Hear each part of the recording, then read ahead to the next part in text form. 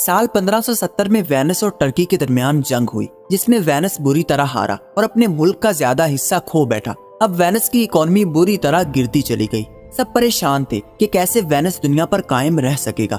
वहीं पे एक आदमी मार्को आया जो लोगों को क्लेम करता था कि वो हाथ में जो भी चीज ले उसको सोना बना सकता है, और वो ऐसा करके भी दिखाता था। वेनिस की हुकूमत ने उससे कांटेक्ट किया और उससे कहा कि तुम ही इस मुल्क को बचा सकते हो, और उसको आलीशान महल बनाकर दिया गया, नौकर चाकर और एक लग्जरी लाइफ दी गई, और उससे कहा गया कि तुम बस बैठकर सोना बनाओ। उसने लोगों से कहा कि 7 साल बाद उसने जितना भी सोना बनाया होगा उसको 17 गुना कर देगा। इसके लिए उन लोगों को इंतजार करना होगा। अब लोगों को उस पर यकीन तो था, लेकिन 7 साल बाद लोगों को उस पर शक होने लगा। असल में मार्को अपने हाथों में एक पाइप रखता था जिसमें गोल्डन पाउडर निकलता था, जो हाथ में किसी भी चीज को गोल्डन कर देता था, और लोग उसको सोना समझने लगते थे। और वो इस धोखे के साथ 7 साल अयाशी करता रहा और फिर किसी और मुल्क में भाग गया। यही ढोंग करके अपनी जिंदगी को अयाशी के साथ गुजारता रहा। अब बात ये है कि जो दूसरों को उनका फायदा दिखा सकता है, लोग उसकी खातिर कुछ भी कर सकते हैं। अगर अपनी इज्जत करवानी है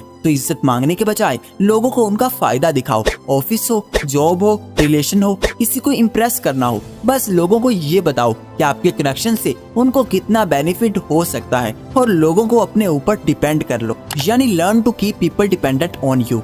किंग लुई नजूमी लोगों पर बहुत ज्यादा भरोसा करते थे। एक दफा एक नजूमी ने दावा किया कि रात तक महल की एक औरत मर जाएगी, और ऐसा ही हुआ। अब राजा लुई ये सोचने लगा कि शायद नजूमी ने ये बात सच साबित करने के लिए उस औरत को खुद मारा हो, मगर वो अंदर ही अंदर डरने भी लगा। अब बादशाह ने उस नजूमी को मारने का फैसला किया। उसको अपने किले के सबसे ऊपर बुलाया और सिपाही से कहा, जब भी मैं इशारा करूं तो उसको धक्का दे देना। अब नजूमी ये जान गया। वो नजूमी आया, लेकिन धक्का देने से पहले किंग लुई ने ये पूछा कि तुम तो सबका फ्यूचर जानते हो, अब ये बताओ कि तुम्हारी मौत कब होगी। जिस पर उस नजूमी ने कहा कि सरकार, आपकी मौत के 3 दिन पहले मेरी मौत हो जाएगी। बस बादशाह ने ये सुना तो उसको पकड़कर अपने गले से लगा लिया। अब बादशाह ने उसको एक बेहतरीन लाइफ दी, हर आसाइश दी, ताकि वो ज्यादा देर तक जिंदा रहे। जिसका मतलब है कि बादशाह ज्यादा देर तक जिंदा रहेगा। अब हुआ ये कि नजूमी ने बादशाह को अपने ऊपर डिपेंड कर लिया था। अब बादशाह उसकी रखवाली करता था, उसकी हिफाजत के लिए सारे सिपाही तैयार रहते थे। उसके कहने से पहले हर चीज हाजिर हो जाती थी। आप लोगों को अपने ऊपर डिपेंड कर लोगे तो लोग आपकी वैल्यू करने लगेंगे। किसी को भी इतना मत सिखाओ कि उसके बाद आपकी जरूरत ही ना रहे। उन लोगों की इज्जत नहीं की जाती जो जल्दी से बदल जाते हैं या रिप्लेस हो सकते हैं। इसलिए ऐसे इंसान बनो जो दूसरों की जरूरत हो, जिसकी इंपॉर्टेंस लोगों की जिंदगी में सबसे ज्यादा हो। लोग आपकी रिस्पेक्ट करने लगेंगे और आपकी पीठ पीछे चाहे जो भी बातें करें, लेकिन आपके सामने कोई भी गलत बात करने से पहले 100 दफा सोचेंगे, क्योंकि उनकी जिंदगी आप पर डिपेंड होगी। इसके बाद एहसान जताने की गलती कभी मत करना। यानी शो बेनिफिट्स नॉट फेवर। कार्साइरो और ग्रीक सिटी दोनों में जंग होने वाली थी। अब साथ में एक कंट्री एथेंस थी, जिसको दोनों ने अपने साथ मिलने की पेशकश की। ग्रीक लोगों ने कहा कि हमारे एथेंस पर बहुत एहसानात हैं। जब उनकी जंग हुई थी तो हमने भी उनकी मदद की थी, अब उनको हमारे साथ मिलना है। जबकि कार्साइरो ने कभी एथेंस का साथ नहीं दिया था, बल्कि एक दफा उसने एथेंस के खिलाफ भी जंग लड़ी थी। मगर उन्होंने एथेंस को कहा कि अगर वो हमारा साथ देंगे तो हमारी आर्मी और तुम्हारी आर्मी मिलकर इस जंग को जीत लेंगे, और बदले में इसकी गवर्नरशिप तुमको मिल जाएगी। अब ग्रीक ने अपने एहसानात जताए कि कैसे उन्होंने उनकी मदद की थी, लेकिन कार्साइरो ने सिर्फ उनका फायदा दिखाया, और हुआ ये कि एथेंस कार्साइरो के साथ मिल गए। अब लोगों को उनका फायदा दिखाओ। अगर तुम लोगों को एहसानात याद करवाओगे तो वो प्रेशर में आ जाएंगे और कोई कोऑपरेट नहीं करेंगे। लेकिन अगर आप ये कहोगे कि जैसे मैंने पास्ट में तुम्हारा फायदा किया था, फ्यूचर में भी तुम्हें बहुत बेनिफिट मिलेगा, तो लोग पूरी कोशिश करेंगे और हार्ड वर्क करके आपकी मदद करेंगे, क्योंकि उनको पता है कि उनको भी अपना फायदा मिल सकता है, बजाय ये कि वो एहसानात को सुनकर बागी हो जाएं। और अगर आप सब कुछ जानते भी हो तो भी बहस की जरूरत नहीं होती। यानी even if you are right, don't argue.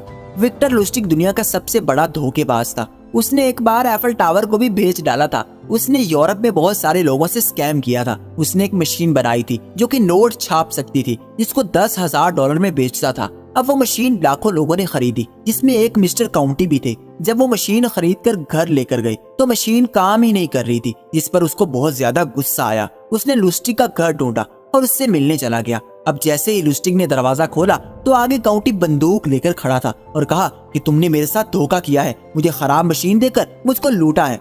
अब लुस्टिग जान गया अगर वो कुछ बोला तो शायद ये गोली चला भी दे और उसकी जान भी जा सकती थी। अब लुस्टिग ने आराम से बात की और कहा कि देखो, मैं तुम्हारे $10,000 वापस करता हूँ और साथ में मशीन को चलाने का सही तरीका भी बताता हूँ। उसने उसके सामने किसी भी तरह $100 प्रिंट करके भी दिखाए। उससे कहा कि मैं तुम्हारे घर आकर भी तुमको समझा दूंगा कि कैसे इसको यूज करना है। अब तो बंदूक नीचे करो। ये सुनकर काउंटी चुपचाप चले गए और कुछ ही दिनों में पुलिस ने काउंटी और उसकी मशीन दोनों को पकड़ लिया। अब अगर लुस्टिग चीखता चिल्लाता कि मशीन तो सही है तो उसकी जान जा सकती थी। इसलिए हर बात पर आर्ग्यू करना जरूरी नहीं होता। कई दफा जब आपको पता हो कि यहाँ मेरा बोलना मेरे लिए नुकसान है तो वहाँ चुप रहो, अगले को खुश करो। आपका बॉस, टीचर या फिर कोई और जो पावर में आपसे ज्यादा है, उससे कभी आर्ग्यू मत करो। अगर वो कुछ गलत भी कहे तो खामोश रहो, क्योंकि सच जानकर चुप रहना जिगरे का काम है। और वो इंसान जो ये जानता है कि कहाँ बोलना है और कहाँ चुप रहना है, उसके बाद कितना बोलना है और कितना चुप रहना है, वो पावर की गेम को जीत सकता है। और इसके लिए लोगों की इंटेंशंस को जानना जरूरी है, यानी अंडरस्टैंड पीपल्स इंटेंशंस।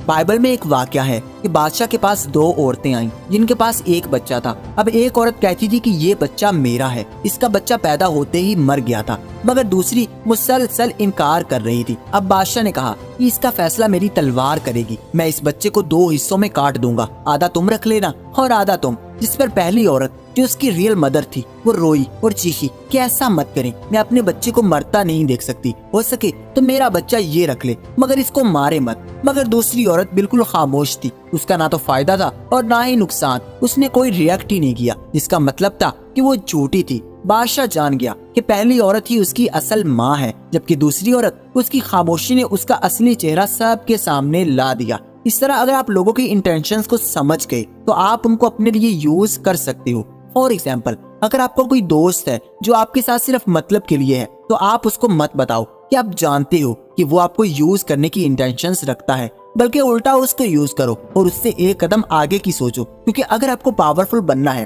तो आपको दूसरों से एक कदम आगे ही सोचना पड़ेगा। ऐसा करो जो लोगों ने एक्सपेक्ट ही ना किया हो और लोगों को गौर से परखते रहो। आज के लिए इतना ही। अगर ये वीडियो पसंद आई है तो इसको लाइक कर दें और ऐसी और वीडियोस के लिए हमारे चैनल को सब्सक्राइब करके बेल आइकन को दबा दें। Thanks for watching.